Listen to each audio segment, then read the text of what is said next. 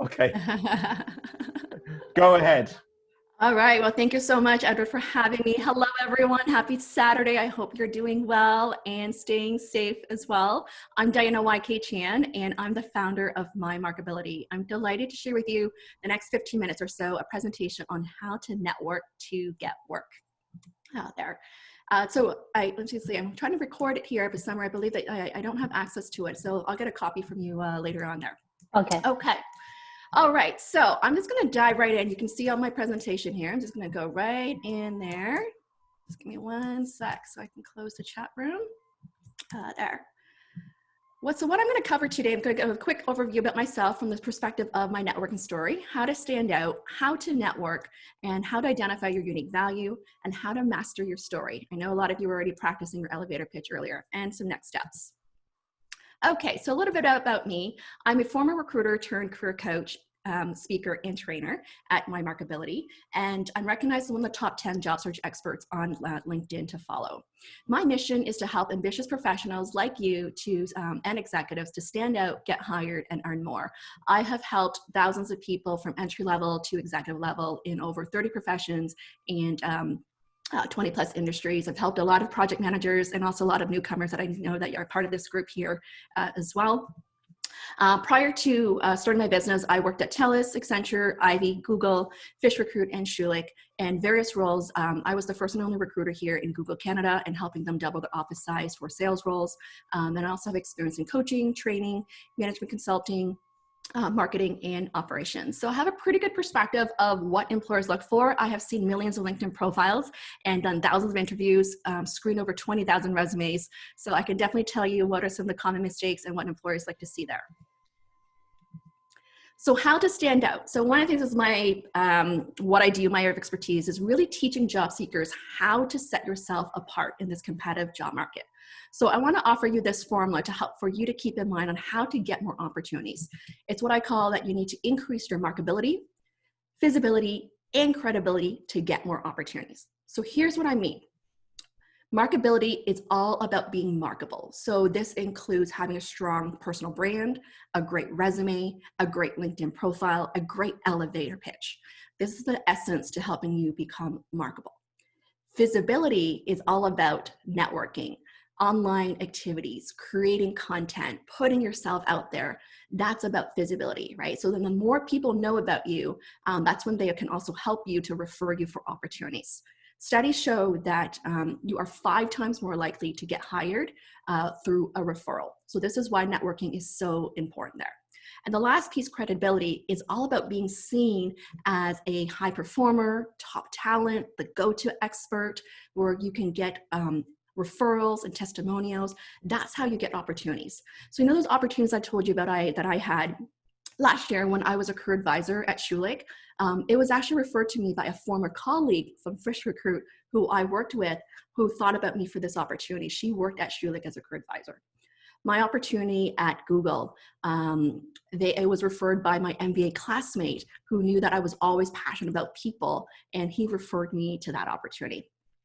My opportunity at consulting in Accenture, I was actually rejected by all the top consulting firms, and even with Accenture, I was rejected as well. And I followed up with them of how my former manager, who was also a consultant there, believed that I would be a great consultant. And within like 5 minutes later, I got an email back to invite for an interview.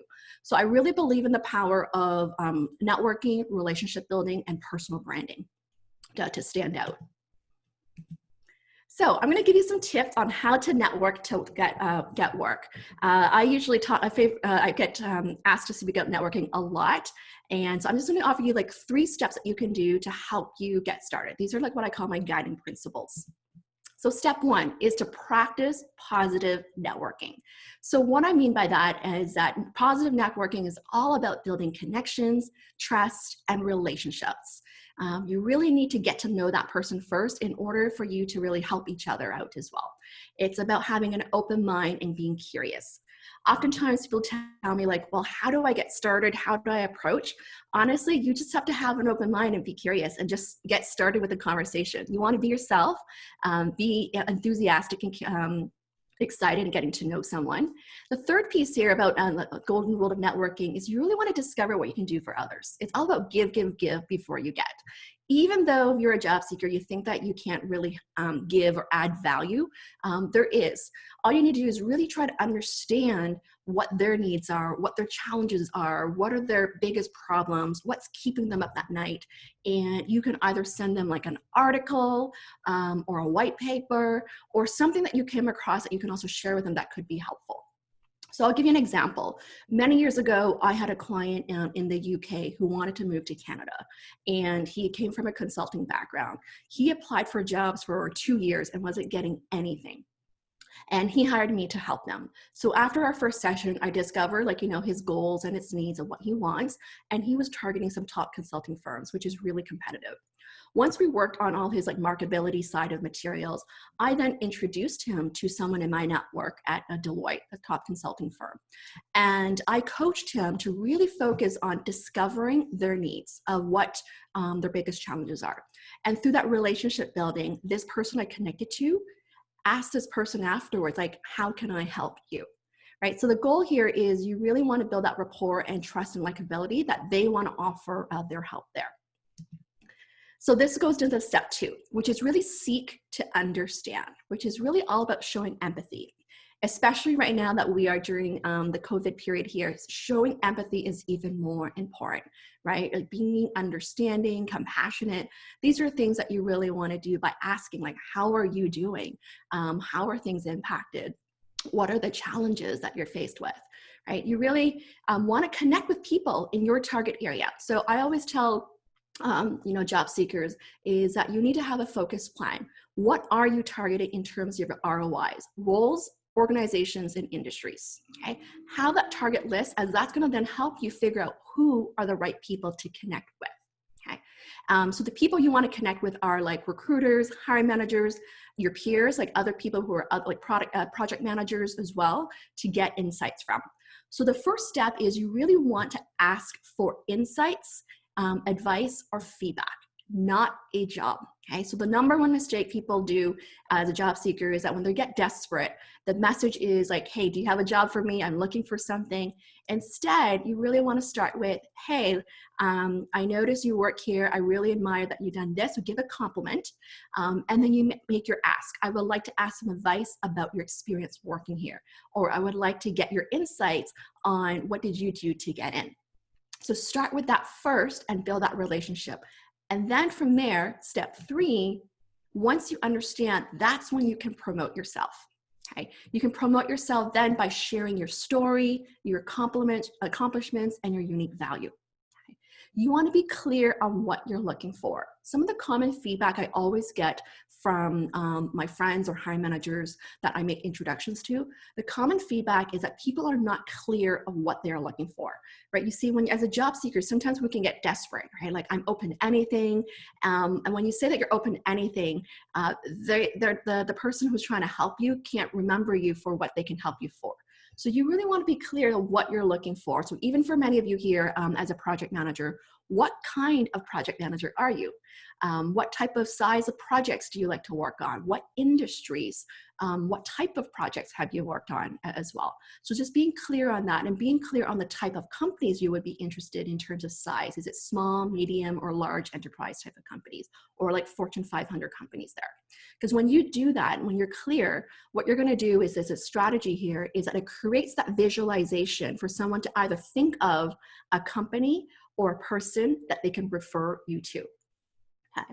And so you want to make sure you're tailoring your message to the audience needs. So this all goes back to understanding their challenges, their problems, their priorities, so that you can also tailor it as well. The last piece here is you really want to be assertive, confident, and enthusiastic. So this is so key, right? If you want to stand out, you have to have an assertive tone of voice as well to persuade. You want to be confident in order to showcase that you are confident in your own abilities. And you want to be enthusiastic to showcase that you are excited and interested in learning and about this person and the opportunity as well. Okay, so these are some of the guiding principles to help you get started with networking.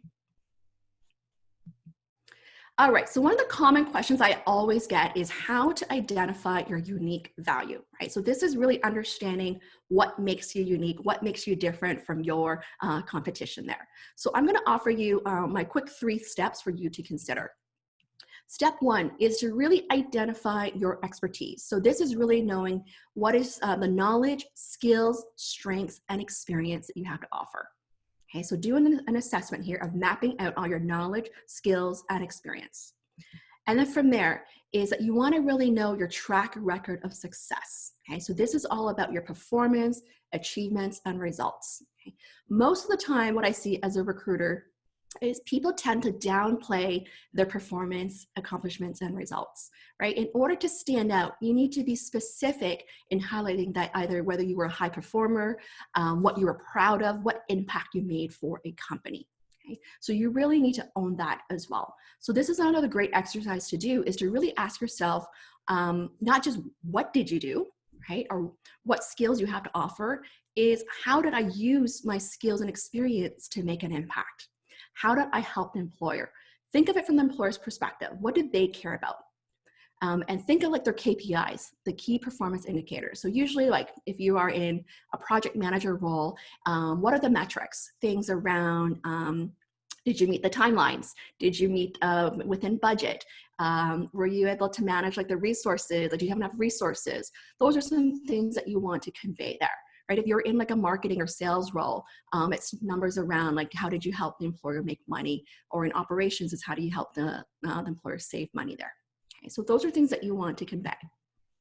The third step is about connecting the dots. So this is all about analyzing your expertise and your track record of success. You want to ask yourself what I call that so what question, the X factor there, right? What's your unique value proposition? What gives you a competitive edge? This is what's challenging for most people in terms of figuring that out. But this is where you really need to analyze or get feedback from people about that. So I'll give you a quick example just to really hone in this point, because this is a common challenge people have here. So many years ago when I was recruiting at Google, my background was in recruiting, consulting, and marketing. And I got an offer with LinkedIn as a relationship manager, which is sales, enterprise sales, selling the LinkedIn solution. And I made it to the final round. The recruiter told me that one of the pushback from the managing director was that I don't have solid sales experience. So I had to think about what would be my competitive edge, given I don't have that solid sales experience to compete against people who have lots of sales experience. So I had to connect the dots by translating how my recruitment experience at Google and at the Ivey Business School in recruiting an MBA, executive MBA, is related to sales. So I talked about how I helped the school generate over $10 million in recruiting people to the executive MBA program. I talked about how I understood the product, because as a recruiter, I use the product on a daily basis there. So I told them that not only understood the product, I also understood the client because I was a user myself. So I had to build my case of, despite I didn't have a solid sales experience, I had other great insights and skills and expertise that I could offer that would make me a great relationship manager there. Okay? So that's how you're gonna have to really think about in terms of what you have to offer is, even though you may not have enough experience, you gotta connect the dots to persuade how this would be valuable to the employer there. All right, so moving on is how to master your story. So I like to call it like you got to master your glowing introduction to stand out. You need to tell your story in a way that's interesting, inspiring, and impressive. So here are what I call my 6 P's formula here to walk you through. Step 1 is you want to share your passion and potential. So this is really the who you are piece. Like, what do you care about? What are you known for? The potential is about your strengths and reputation. Step 2 is share your past experience and proud accomplishment. So this is the credibility piece. So you want to summarize succinctly how many years of experience have you had, what industries you worked in, and the functional expertise that you have, right? So for example, if you're in project management, what other functional skills that you have gained within project management there? The proud accomplishment is essentially a story that's going to make you stand out, because no one else is going to have the same story as you. Step 3, you want to bring it back to, oh, I have a typo here. It should be step 3 is you want to share your present situation and purpose. So present situation means bringing it back to where you're now, which is what are you looking for? Where are you now in your life? What's important to you? The purpose is the why. Why do you want what you want? Why are you interested in this opportunity, right? If you are going for an interview, why am I interested in this role? Why am I interested in working for you? And then most importantly, why you? Why do you believe you are the best candidate to hire? And that's how you're really going to persuade and influence the interviewer there. And this ties into networking as well, because in networking, you're always introducing yourself. So you want to keep your story short and sweet. Keep it to within 2 minutes, which is about 260 words or so. Okay. And make sure you practice, because the more you practice, you're going to feel more comfortable and confident as well. All right, so that's about it. So my next steps here is I'm actually delivering a free webinar next weekend on Sunday, May 3rd, 2:30 to 4 p.m. on how to leverage networking to get hired faster. I invite you to come, it's free. I'll be walking you through tons of these tips on how to develop an effective networking strategy and build relationships to uncover opportunities. I'm gonna cover things like how to ask for referrals, how to get people to respond back to you, how to make a great lasting first impression as well. Okay, so to sign up, there's a link here, which I'll also add it into the chat room, or you can also connect with me on LinkedIn, where you can just click on my feature section to find the link as well. Okay, and for more free resources, please visit my website at www.mymarketability.com. All right, thank you so much. Thank you very, very much. I hope I am unmuted. Am I? Can you all hear me? Yes, we can. Yeah. Brilliant. So thank you very much, Diana. It was fantastic. Of course, we are going to make all the details that you're showing in the next steps. We're going to make them available to everybody. So nobody needs to write all of this stuff down right now. We're going to blast that out afterwards. Don't worry about that. Thank you very much for me. We've had comments already from people saying how relevant the stuff is, how it's going to be very helpful. I would like to take lots of questions, but I don't think we're going to be able to take lots of them. But what I would like just to first say is the structure I mean, I love the way you've got the video on one side and you've got the information on the other. This is really cool. We're going to adopt that for sure. I'm going to steal that, if that's okay. People should steal great ideas. And I would say, I love the way you've put everything into groups of 3. I noticed that it makes it much easier to digest stuff. And you're also linking things like pride and passion and potential and all of these kind of buzzwords. So it's very, very relevant for everybody that's here. I'm just going to just dive into the chat box. Maybe you guys have put some questions into the chat, and we'll take a couple of questions. Summer, do you think we should unmute people, or should we just take them from written comments? What do you think? People who want to ask questions actually can unmute themselves and jump up, ask questions. Just please make sure you take turns. Don't just multiple people talking at the same time. Okay, and I remind everyone, keep your questions short. Don't make long speeches. We want Diana to make the speeches. Yeah, in the chat room, that Ray has a question. Yeah, hi, thanks. That's an excellent presentation. I love everything you said. I'm sort of a bit of a techno guy. How are you doing this video overlay with your presentation at the same time? Yeah, great question. So I use Prezi Video. So you got to create in Prezi Video first, which is an advanced presentation that you need to use. It's a template that they have that you create. And then you got to then download the Prezi Video desktop version as well. So then you import it to the Prezi Video desktop.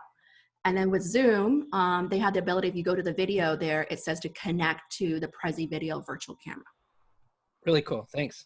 Okay, yes. Perhaps I'll just throw a question in that's relevant now. Could you say a little bit about the differences between 3 months ago, making yourself unique, compared to now, especially for our mentees who, you know, will have new challenges? What would you say in terms of networking? Yeah, that's a good question. Thank you for that question. So I would say I've been doing this for like about a decade now as a career coach and recruiting. The job market here in Canada, especially Toronto, has always been competitive. Even pre-COVID has always been competitive. Since like the last recession, there's always been layoffs. Half of the people I work with are unemployed or were laid off. So I can only imagine now, post-COVID, it's just going to be even more competitive. So what does this mean as a job seeker? What's really important is it's even more important that you invest in your personal brand. You really need to know what your unique value proposition is. Second is you need to have an amazing LinkedIn profile as well. That's optimized, that sounds great, that looks great. Over 90% of the recruiters use LinkedIn to search for talent. As a recruiter, primarily I spend talent. Wow. 90%. Pretty much all my searches as a corporate recruiter and agency recruiter were all found through LinkedIn or through referrals. I've only hired one person through online application when I was at Google. So it is so critical. I spent the past week 20 hours working with 25 people on optimizing their resumes and LinkedIn. And people are just blown away at how much they can do by just taking it to the next level there. And the third, I would say my advice right now, guys, is that because we're at home, really take advantage of networking through online conversations. So what I've been doing is commenting, sharing people's content to increase your visibility. And from there, you take that conversation to private messaging, to message them and start a conversation. It doesn't have to be fancy. Be like, hey, I saw this post. I really admire about this. I have a question about this. You know what I'm seeing right now is people are who've been laid off. They've been sharing their stories as LinkedIn posts, and it's getting tons of interest. And I've seen people getting jobs because of their posts of telling a story. Okay, Yeah. okay, that's good to know. All right, brilliant. We are running to the end of this section. Unfortunately, we would love to speak to you until next week, but we can't. So we're going to have to say, we won't even have time to take more questions, in fact. But what we will do is say thank you, and we are going to make sure that people are able to get in touch with you, are able to see your content and so on, because I see the content is more about them than you. So this is the key. Yeah, absolutely. So I'll just close off. Like, I already put my LinkedIn in the chat room, so feel free to connect with me, send a message, let me know you're part of this group so that I know that you're part of this group. And highly recommend come to my webinar next week. I'll be spending like an hour and a half, 2 hours speaking to you. So I'll be answering tons of questions as well. So feel free to connect with me there. If I don't respond right away, you know why. It's because I'm getting tons of requests these days, tons of job seekers reaching out. Please be patient with that as well. That's fantastic. Okay, thank you very much. Everybody, of course, is saying thank you. And we wish you a great afternoon. We're going to take a very short 1-minute break while we switch over. Okay? And yeah, I'm definitely going to be using Prezi, of course. Yeah. Thank you.